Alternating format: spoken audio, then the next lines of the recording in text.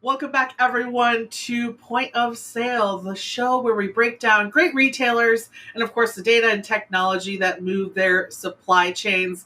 Of course, this is a community, everyone. We're not just the best podcast or visual podcast you've ever seen.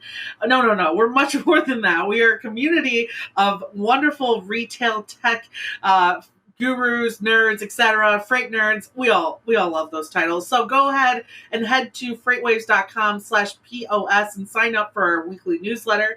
So you can, of course, get that in your inbox every Monday. And then make sure that you head over to YouTube, subscribe to our FreightWaves YouTube page so that you get updates when we have new episodes on, or wherever you're listening to podcasts as well, whether it's Spotify, Apple.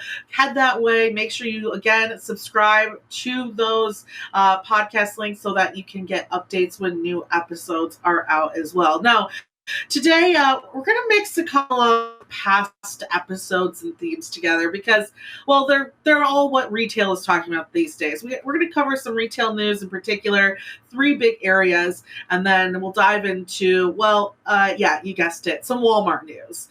There's the big Walmart stock pushes this past week, and we're going to talk about exactly why that push is happening. But first, especially for our ladies out there, you know what, boys too, because who doesn't love Ken? We're talking about Mattel. Yes, the good old Barbie movie is on its way. I believe next weekend it's going to be hitting theaters. I will say I'm going to go see Oppenheimer first. I will say that, but I will get my butt back to the theater to see Barbie, maybe in the same day. We'll see how that goes, and I'm really excited for it, but even more excited for Mattel as a whole. Now, I want to take a step back and talk about really Mattel's overall IP strategy that they started in the last couple of years. Now, you're probably thinking, okay, well, what exactly do you mean by that? Well, by IP, we mean intellectual property and what they're doing to make money and revenue off of that. And outside of just creating toys. Now, some perfect examples of this are 2 big competitors of Mattel, Lego and Hasbro. And what do these 2 companies have in common? And what exactly Mattel is doing in a week from now? Movies. On the Lego side, I mean, come on. We've got Lego Star Wars. We've got all the Lego movies, Chris Pratt and all. Lego movies are great. I've seen all of them. They're one of those movies, right, that you can watch with your parents, with your kids, with your niece and nephews, any age, and they're hilarious. Then you got Hasbro, which you might be thinking, well, Hasbro, Transformers, of course, come on, which just had a recent new movie as well. So Hasbro has been in the films for a while now. And they actually have the licensing rights to make Disney toys too. So every time there's a new Disney movie that comes out, Hasbro is just taking that check straight to the bank. And that's what really made Mattel's newest CEO, came in a couple years ago, say, listen, it's time that we start strategizing how we're licensing ourselves and how we're seeing outside of just the physical Barbie space. You know, they've really done a great job of not only making Barbies more like the average woman, giving them her particular different jobs, different races, different hair textures, different body types, flattening her feet over the past couple of years. So there's really not much more that they can do on the physical Barbie side. And listen, Barbie is Mattel's jewel. It's a third of their annual sales. It brings in about $5 billion a year, which is actually down from somewhere closer to $8 billion in the past. And they really got crushed when Toys R Us closed, one of their biggest selling links, you could say. And that's when they said, listen, we really got to strategize differently. We're watching these Transformer movies come out. We're watching Lego just take over where they can. Where can we start to generate new content and gain from that content as well? Barbie has actually never started a theatrical release. So I guess you could kind of count Toy Story, but I don't think that we're talking straight up Barbie movie. This is the first one that they've ever attempted, and it's been a couple of years actually in the making now. It's the script's been passed around. It hasn't been with their favorite directors, and they finally, of course, worked it out and got stars on it, and really worked the script to, I think, not only attract the Barbie audience from the past, so adults and older generations alike, but also newer generations as well. And from there, now this is where they really truly can make money, is these licensing deals.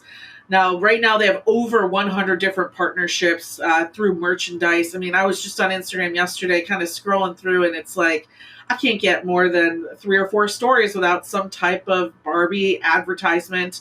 That's not actually Barbie directly or Mattel directly, but a brand that's licensing it in order to add clothing. I mean, geez, Barbie pink clothes are all the rage as well. So it is a big gamble. And if we could bring up Mattel's stock really quick too, I want to show everyone exactly the rise that we've seen. See, over the last month, it's just been ticking upwards, and people are making some big bets that that's going to continue to happen. And I'll tell you why people are making these bets. If we can bring up that last image as well, their IP strategy. Listen, Barbie is not the only thing that's going to theaters, and this is really cool.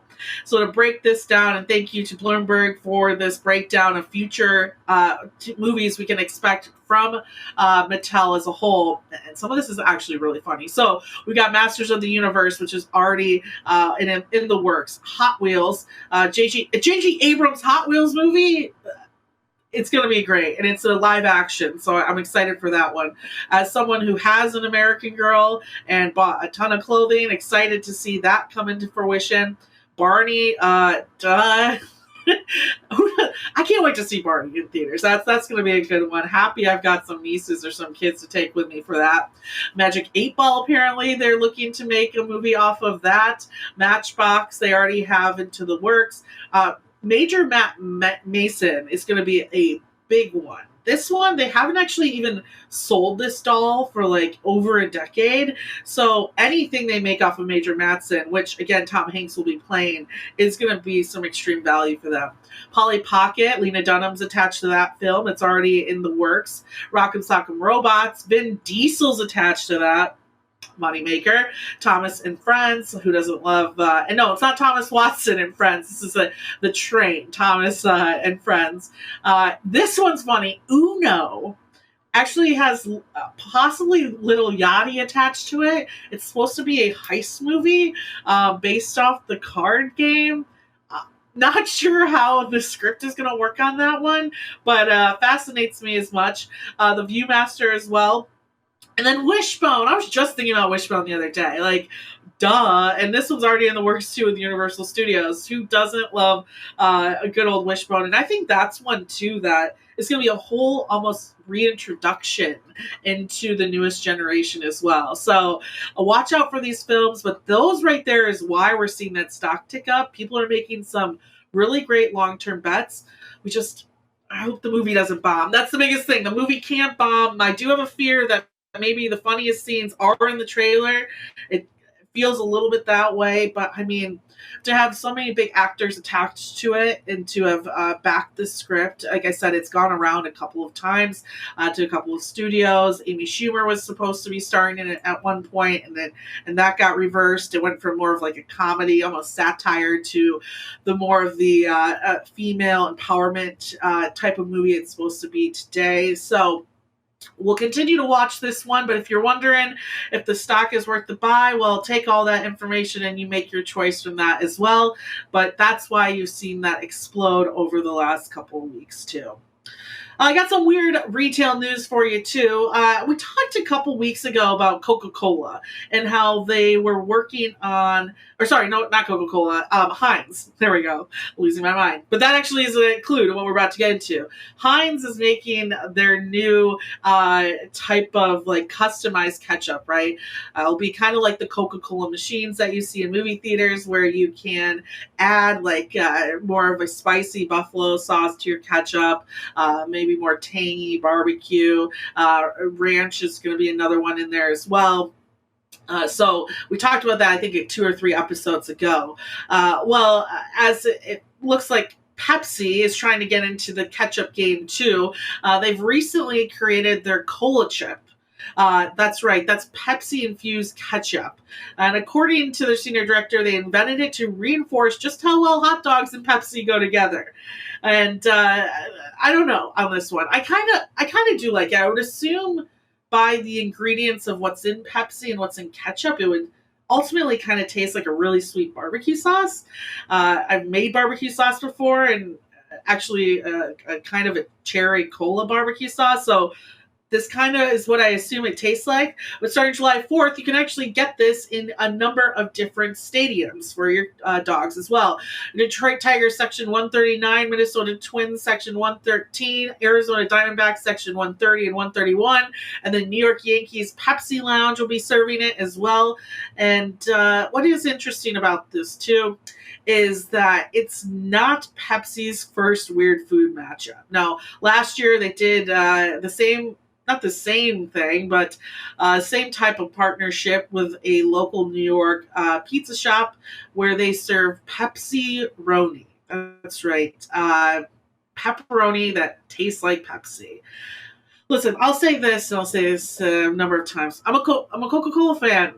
I love the original recipe, not the diet stuff, which we'll probably be talking about in the future here, the possible reformulizing of Diet Coke and Pepsi in the future. But I will say I would try it. My mom raised me to always try the food in my plate. And so if this ketchup or cola chip, which also is like kind of rude to take cola chip, that should be Coca-Cola. If that gets in front of me, I'll taste it. I'll let you guys know. Not planning on going to a Detroit Tigers game soon, but hey, maybe we'll catch them playing the Cubs at some point, and I'll get over there too. So if anyone out there's tasted it, let me know. Is it good? Does it taste like barbecue? Because I think it's just going to taste like a barbecue sauce on top of your dog. Also, I'm going to fight this one and say I prefer mustard on my dogs. Ketchup, maybe, mustard and onions, maybe some Coney sauce here in Michigan. Keep it moving forward. That's how I feel. Now, those weird news stories out of the way, let's talk about my favorite company. Yeah, you all know. It's Walmart. Now, I've talked about Walmart drivers in the past. I've met a handful of Walmart drivers, men, women in particular. Never met one that ever wanted to quit there. Always want to retire. That's why I call them the Harvard of trucking. They're a great company. They treat their drivers well, and they have extremely great benefits too. Now, Walmart made some news this past week on the retail side. A really interesting Barron's article came out saying that Walmart is quietly growing into a retail tech titan. The stock is a buy. Yeah, long title there on that one. I'd love to see our editorial team take that one down, but it's pretty clear what they're saying here, right? And we've talked about their retail technology in the past. I know there's a big episode where we dove into not only the tech that they're using, but a lot of the investments in their technology that they've had as well. The article really focuses on their drone technology, especially when it comes to their biggest competitor, Amazon. And so I think it is fair to say, hey, Walmart is the giant that it's becoming. But I want to dive into more exactly where they're winning and where they potentially could see some even more growth over time too. Now, I will say this past year, their e-commerce revenue as a whole, it drove over $70 billion for the company. I think that's absolutely incredible. We talk about, who can compete with Amazon. This one is the one to do it. We're going to talk mostly about the United States work and what they're doing here domestically.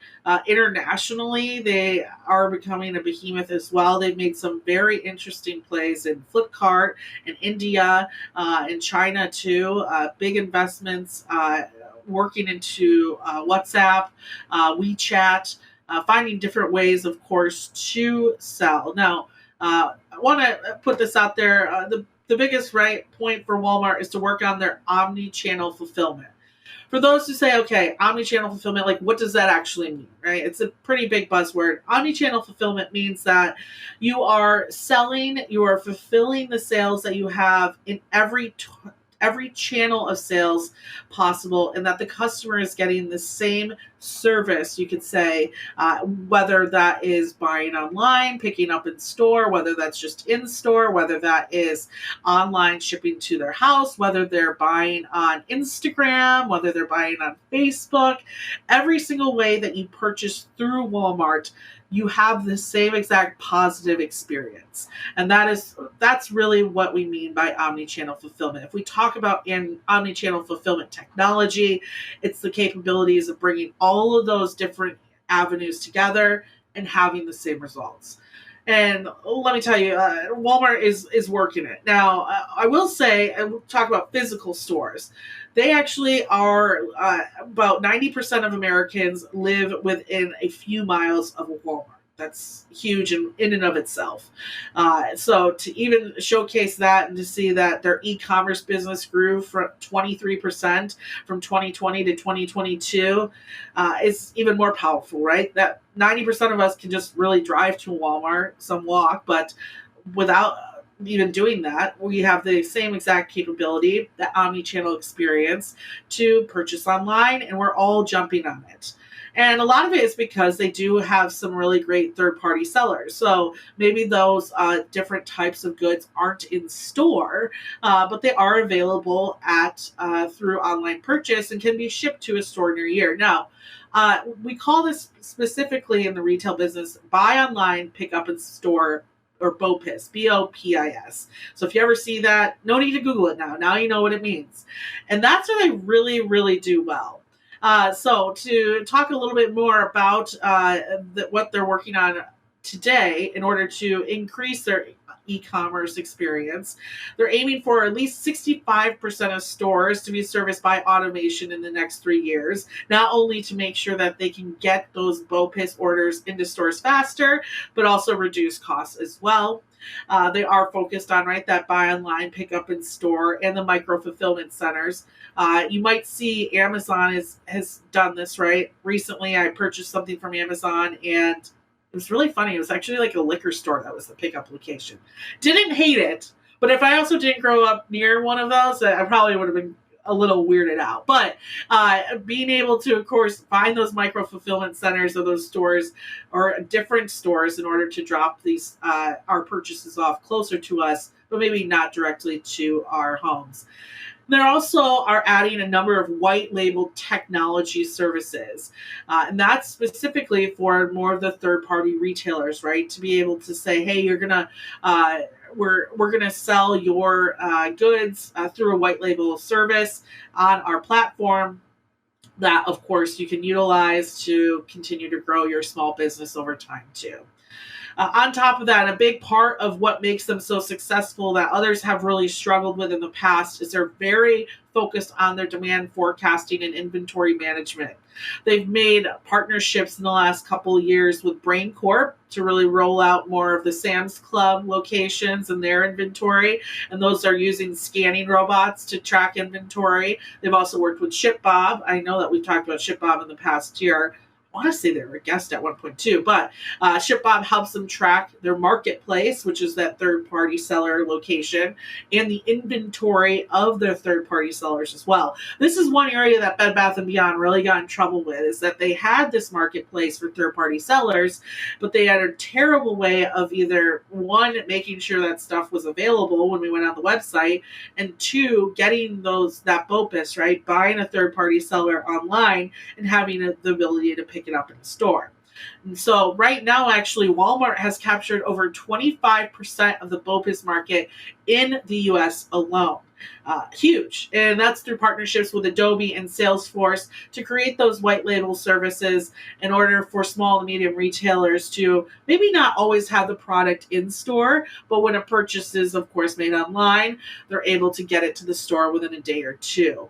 Automated distribution centers have been partnered with Symbotic, which was in 2022, and a NAPS patent pending 5-step fulfillment process that they're now using in Walmart, which actually was a 12-step process, right? So already slashed more than half of that time of their fulfillment process as a whole. And we talked about that 90% population. Well, 95% of the U.S. population can receive a Walmart delivery now within either 1 or 2 days. So talk about competing with Amazon. I don't know if it gets better than that. On the micro fulfillment side, so using their stores as micro fulfillment centers, right, to get closer to those customers. So maybe they have more of the stock in the back. They're not putting this all on the shelf because they know it's going to be more delivered locally. They worked with a company called Alert Innovation in order to make sure that that stock is available. They've also partnered with groups called Dematic and Fabric in order to make sure that those configurations and the technology that's running that micro fulfillment center is top notch. And then last but not least, but huge, and I think this is where we start to see what Barron's was talking about, is their on-demand delivery performance. So they worked with Cruise Automation for autonomous delivery vehicles. Instacart offers same-day delivery from Walmart.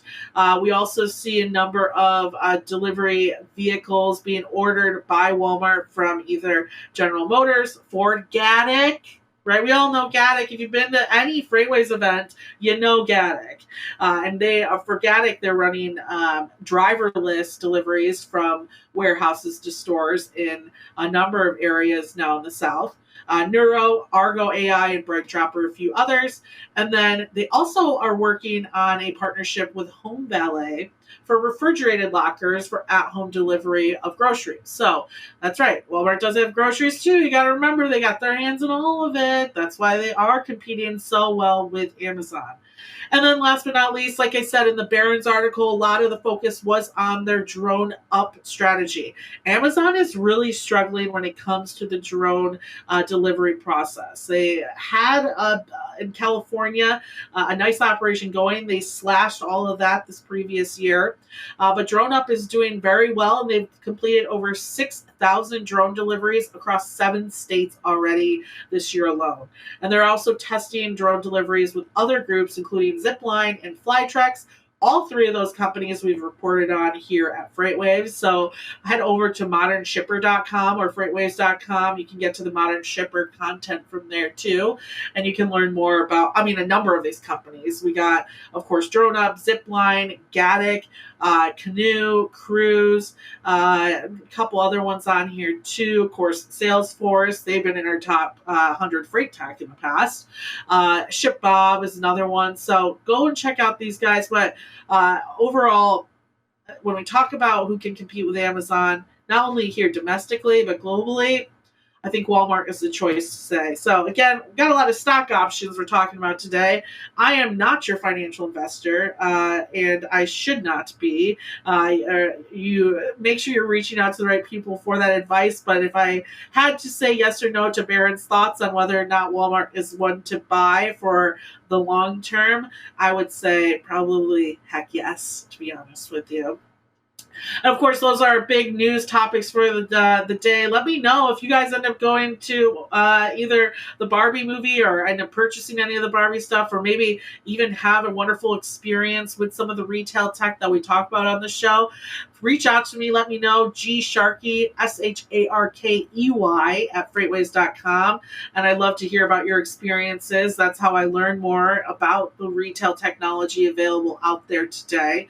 And of course, for everyone out there, again, we are not just a wonderful podcast, probably the best podcast you've ever seen or heard. But we are a community, so go ahead and head to freightwaves.com. At the top of the page, you'll see newsletters. Click on that. Point of sale, of course, join ours, but there's a number of wonderful communities here at FreightWaves that I'd love to have you join too, so make sure you go through those and check those out too. Head over to YouTube, subscribe to our YouTube page so that you know when we have new episodes showing up as well. Leave comments, let us know. I go through all the comments. minutes, to be honest with you. I love the feedback. That's the only way that we make the show better. So let me know what you like, what topics you'd like to hear more about, what technology you'd like to hear more about, or even if, again, just a really cool experience that you've seen as a purchaser that we should probably highlight here on this show. Again, that's on our YouTube page. Subscribe, like, so that we know exactly what content our audiences are enjoying. And then last but not least, I as well am on the radio every single day, Monday through Friday, on the Road Dog Trucking Channel 146 on Sirius XM. You can check it out 5 to 7. Apparently, I'm on the commercial too for the overall XM station. So that's kind of cool. If you hear me, make sure you pin in 146 and listen to the show. If you have the SiriusXM app, you can also listen to up to 2 weeks of episodes on demand. We cover everything from this type of stuff to driver info to international, global shipping, all of the above. This wonderful Wednesday, we'll actually have Thomas Watson on with me as we dive into different indexes on Sonar that you can use to leverage with your companies too. So go check that out and give me a call. Give me a call, even if you just want to chat about something in particular. I will keep those lines open for you at 8888 Road Dog or 888-876-2336. Other than that, everyone, it's Prime Day, day 2, so make sure you guys are out there purchasing goods, or else I won't have retail tech to talk about. Until then, I will talk to you all next week.